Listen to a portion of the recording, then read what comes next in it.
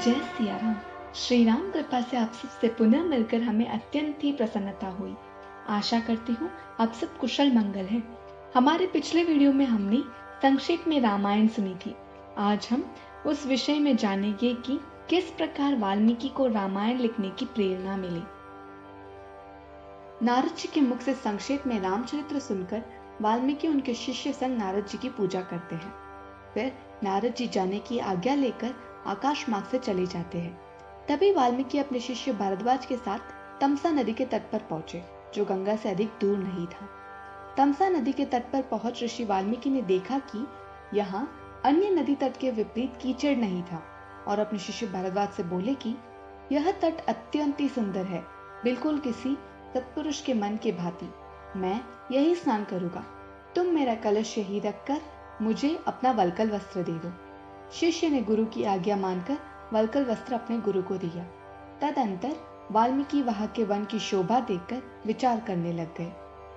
वहां उन्होंने एक क्रौंच पक्षी का जोड़ा देखा, जो हमेशा एक दूसरे के साथ रहते हैं, जो बहुत ही मधुर बोली बोल रहे थे। तभी वहां एक निषाद आ पहुंचा और उसने उस जोड़े में से नर पक्षी को मार डाला। खून से लथपथ और पंख फड़फड़ाते हुए भूमि पे गिरे पक्षी को देख मादा पक्षी करुण स्वर में चित्कार करती है। ऋषिवर को मरे पक्षी को देख अत्यंत ही दुख हुआ और बोले कि यह अधर्म हुआ, और निषाद से बोली, तुम्हें कभी शांति ना मिले, क्योंकि तुमने बिना किसी अपराध के ही इस पक्षी की हत्या कर दी। यह कहकर वाल्मीकि विचार करने लग गए कि यह उन्होंने क्या कह दिया, और वह अपने शिष्य से बोलते हैं कि शोक से पीड़ित मेरे मुख से यह जो वाक्य निकला वह 4 चरणों में आबद्ध है, जहां सभी चरणों में 8 अक्षर है और इसे वीणा पे गाया जा सकता है, तो इसे श्लोक स्वरूप होना चाहिए, अन्यथा नहीं। शिष्य यह बात सुन प्रसन्नता से अपने गुरु की बात में हामी भरते हैं। फिर वाल्मीकि मुनि स्नान कर शिष्य संग आश्रम की ओर प्रस्थान करते हैं। आश्रम में मुनिवर शिष्य संग अन्य बातों में लग जाते हैं, किंतु उनका ध्यान अभी भी उनके कहे श्लोक रूपी वचन पर ही था। तभी वहां विश्व की सृष्टि करने वाले चतुर्मुख ब्रह्मा वाल्मीकि से मिलने प्रकट हो जाते हैं, जिन्हें देख महर्षि तुरंत खड़े हो जाते हैं और कुछ समय तक कुछ नहीं बोल पाते। तभी वह अपने इंद्रियों को अपने वश में कर लोक पितामह की विधिवत पूजा करके उनका हालचाल पूछकर आसन ग्रहण करने का आग्रह करते हैं। फिर ब्रह्मदेव के कहने पर वाल्मीकि भी आसन ग्रहण करते हैं। ब्रह्मदेव के सामने होने पर भी वाल्मीकि का ध्यान पुनः नदी तट पर घटी घटना पर ही था, और जब उनका ध्यान उनके दिए श्राप पर आया तब वह शोक में डूब गए। इसे देखकर ब्रह्मदेव हंसने लगे और मुनिवर से बोले, तुम्हारे मुख से निकले वह छन्नोवत श्लोक रूपी ही था, और वह मेरी ही प्रेरणा से तुम्हारे मुख से निकला। मुनिश्रेष्ठ, आप श्री राम के संपूर्ण चरित्र का उसी प्रकार वर्णन करिए जिस प्रकार आपने नारद मुनि के मुख से सुना है। बुद्धिमान श्री राम, लक्ष्मण तथा सीता और राक्षसों के जो भी गुप्त या प्रकट चरित्र है, वह सब तुम्हें ज्ञात हो जाएंगे। इस काव्य में कहीं कोई बात झूठी नहीं होगी, अर्थात आप इस महाकाव्य की रचना करिए। जब तक नदियां और पर्वत रहेंगे तब तक रामायण का प्रचार रहेगा, और तब तक आप इच्छा अनुसार ऊपर, नीचे या मेरे लोक में निवास करेंगे। यह कहकर ब्रह्मदेव वहां से अंतर्ध्यान हो गए और वाल्मीकि सहित उनके शिष्य आश्चर्य से भर गए। तब वाल्मीकि के शिष्य प्रसन्न होकर बोले कि हमारे गुरु के मुख से शोक में निकला वाक्य श्लोक रूप हो गया। इस प्रकार वाल्मीकि को रामायण के हजारों श्लोक रचने की प्रेरणा मिली। इस काव्य में श्री राम चरित्र का वर्णन है तथा यहाँ तत्पुरुष आदि समास, दीर्घ गुण आदि संधि का भी प्रयोग हुआ है। यह सुनने में अत्यधिक मधुर और इसके अर्थ में प्रसाद गुण है। तब वाल्मीकि जी पुनः श्री राम के जीवन का साक्षात्कार करने का प्रयत्न करते हैं। वह अपने आसन पर बैठकर विधिवत आचरण करके योग धर्म के द्वारा श्री राम, लक्ष्मण, सीता और राज्य, रानियां और राजा से जुड़े सभी चेष्टाओं एवं घटनाओं का साक्षात्कार करते हैं। श्री राम ने वन में लक्ष्मण और सीता सहित जो लीलाएं की, वह सब उनकी दृष्टि में आ गई। योग की सहायता से उन्हें पूर्व काल में घटी सभी घटनाओं का ज्ञान हो जाता है, जिससे वह सबको महाकाव्य का स्वरूप देने का सोचते हैं। यह उसी क्रम में है जिसे नारद जी ने वाल्मीकि को सुनाया था। यह समुद्र के रत्नों के भांति गुण, अलंकार, ध्वनि आदि रत्नों का भंडार है।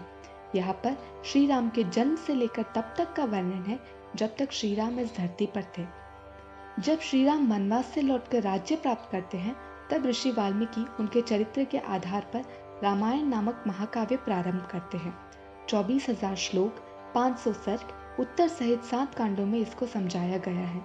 जब वाल्मीकि ने रामायण को पूरा किया, तब उन्होंने विचार किया कि ऐसा कौन है जो इस महाकाव्य को जन समुदाय तक पहुंचा सके। तभी उनकी दृष्टि मुनि भेष में राजकुमार लव और कुश पर पड़ी। वह दोनों भाई उत्तम गुणों से युक्त थे एवं उनकी वाणी भी मधुर थी और वह वेदों में भी पारंगत थे। तब वाल्मीकि जी ने आश्रम में रहने वाले इन बालकों को रामायण का अध्ययन कराया, जिसका दूसरा नाम पौलत्स्य वध या दशानन वध भी है। वह दोनों भाई रामायण बड़ी ही मधुर वाणी में सुर और ताल सहित वीणा पर गाने लगे। वह दोनों भाई गांधर्व समान संगीत शास्त्र में तत्वज्ञ एवं गंधर्व के जैसे मनोहर रूप वाले भी थे। जैसे बिंब से प्रतिबिंब प्रकट होते हैं, उसी प्रकार वह दोनों भी श्री राम के शरीर से उत्पन्न उनके प्रतिबिंब ही थे। दोनों भाई प्रशंसा के पात्र थे, क्योंकि उन्होंने संपूर्ण काव्य को जीवाग्र कर दिया था। जब भी ऋषि, साधु या ब्राह्मण एकत्रित होते, वह दोनों भाई उनके बीच में बैठकर रामायण का गान वीणा पर करने लग जाते। एक दिन इसी प्रकार महर्षियों की मंडली एकत्रित हुई थी। तब लव और कुश ने उन सब के बीच में बैठकर रामायण का गान किया, जिसे सुन ऋषिगण इतने खुश हुए कि उनके नेत्रों से अश्रु बहने लगे। उनको ऐसा प्रतीत हुआ मानो वो घटना अभी उनके सामने घट रही हो।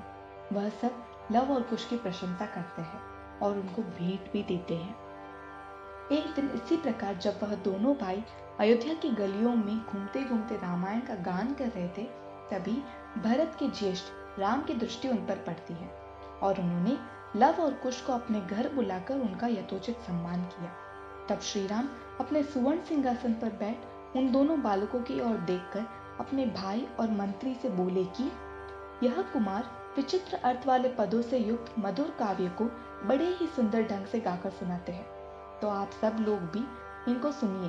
कहकर श्री राम ने दोनों भाइयों को गाने की आज्ञा दी।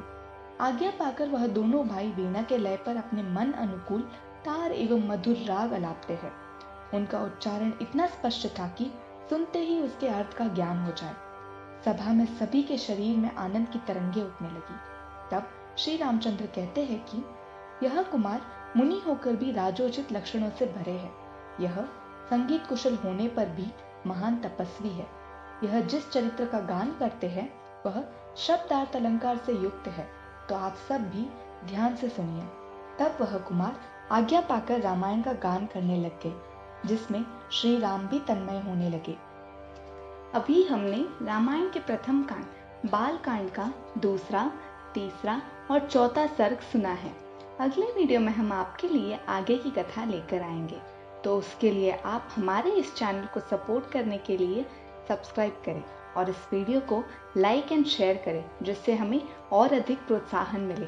धन्यवाद।